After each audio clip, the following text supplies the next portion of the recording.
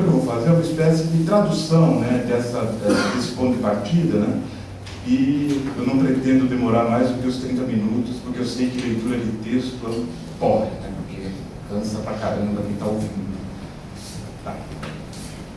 Então, nesse sentido, né, o livro, né, Trabalho e Dialética, né, ele tem por intenção apresentar o idealismo de Hegel como uma forma fundadora no plano epistemológico, mas isso depois pode ficar para o debate também, não deixa de ser um plano ontológico, né? Eu acho que o Hegel tem uma contribuição no interior da ontologia, né? Quer dizer, a forma de ser do próprio ser é o que faz com que, para ele, né, as categorias lógicas apareçam como parte e componente da história, né? Quer dizer, a historicidade, o movimento da história é o fundamento do próprio movimento das categorias, né, da própria lógica.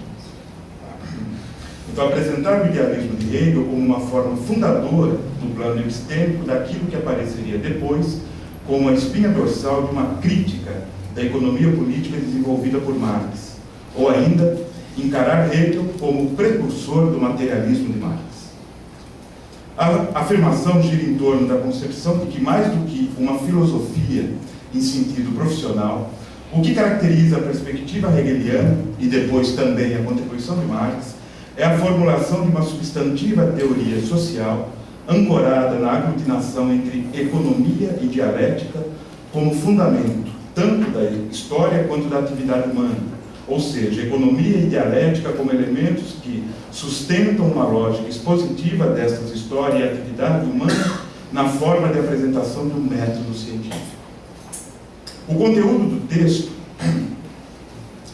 pensando propriamente no livro, né, leva em conta, então, primordialmente a exposição da esfera epistemológica da teoria hegeliana, já que a investigação do lugar das categorias e conceitos referidos ao método teve momentânea prioridade sobre as categorias e conceitos da crítica da economia política, justamente porque o desvendamento desta última depende fundamentalmente da apreensão daquelas primeiras, né? Quer dizer, eu estou dizendo o seguinte, que não dava para, num único projeto, encarar o Hegel e o Capital.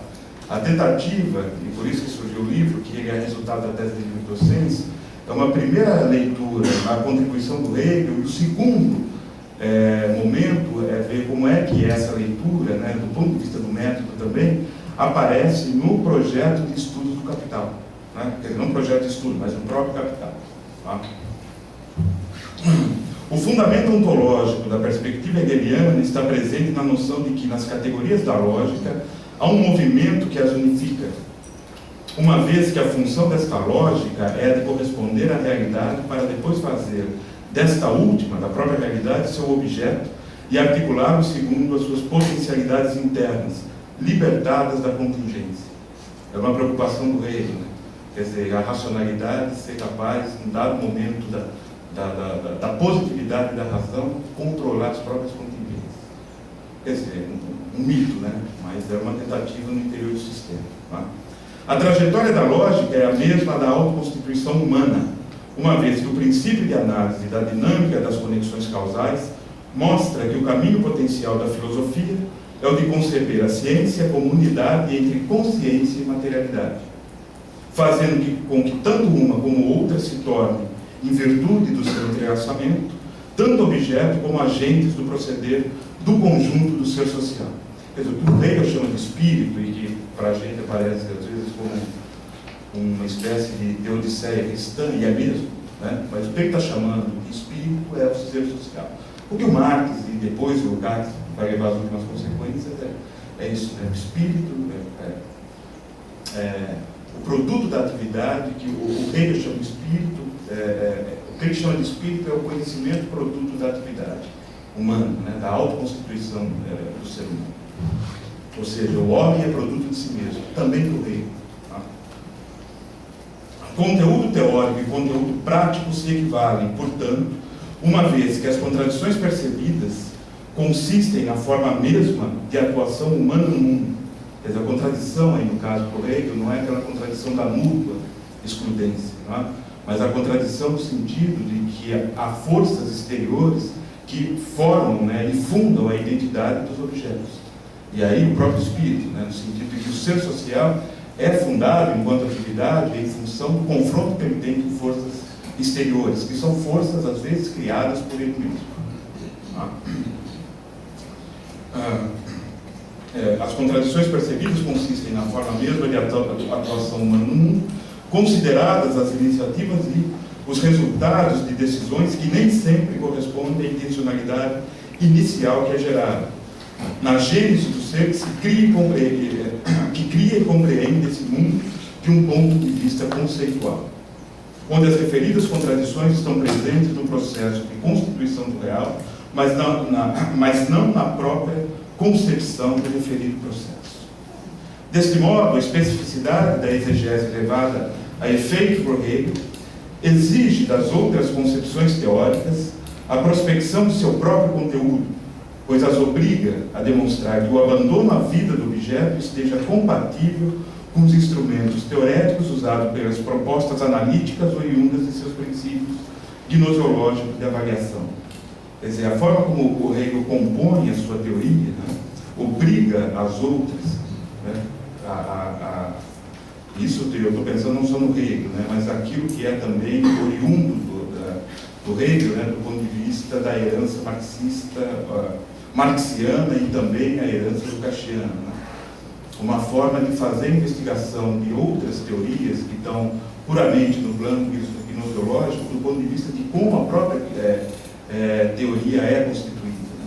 O Hegel cria um método, né, quer dizer, quando ele fala do método, de lugar do pensamento na criação da teoria, de uma forma, né, em que nenhuma categoria fica jogada ao relento, né. Toda ela tem razão de ser, e a articulação interna do sistema nem sempre está presente em outras teorias, como aquelas, por exemplo, que pensam que a subjetividade é a responsável pela organização do mundo exterior. Ainda que o Hegel seja um idealista, não é verdade que ele pensa que a subjetividade depende, que o mundo exterior é organizado por subjetividades aleatórias. Tá? Então, eu acho que essa é uma das grandes heranças do Marx, do ponto de vista do sistema do Hegel como um sistema geral, né? Um sistema holístico. Tá? De maneira sintética, a hipótese, né, que nós defendemos é que a filosofia hegeliana deve ser tomada como uma ampla teoria social, a partir da qual são assentadas as bases para a gênese de uma doutrina materialista que encontra no trabalho, na atividade humana, o conjunto das pressuposições de desenvolvimento dos aspectos abstrato e concreto de toda a constituição do ser. E isso porque encontramos nessa teoria a pressuposição de que mais importante do que este ser é o processo que sobre ele atua, transformando-o de acordo com sua caracterização interna.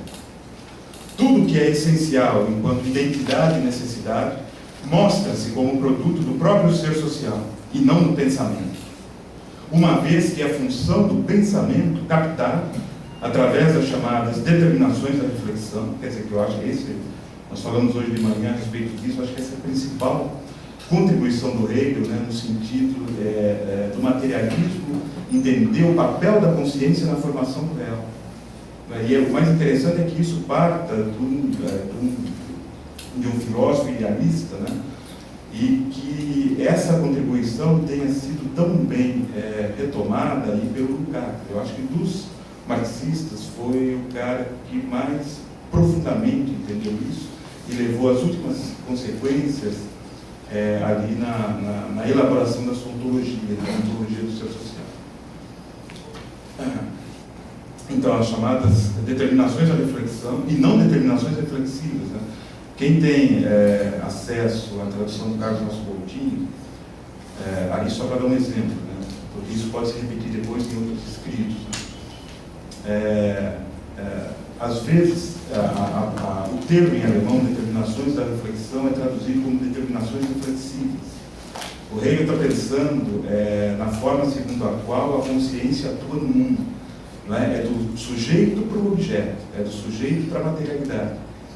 E, às vezes, a tradução por determinações reflexivas inverte a questão, né? Pensa que vai da matéria para o sujeito. Esse é um grande problema para o materialista, né, eu acho, né, que é entender o lugar da matéria, na formação da reflexão.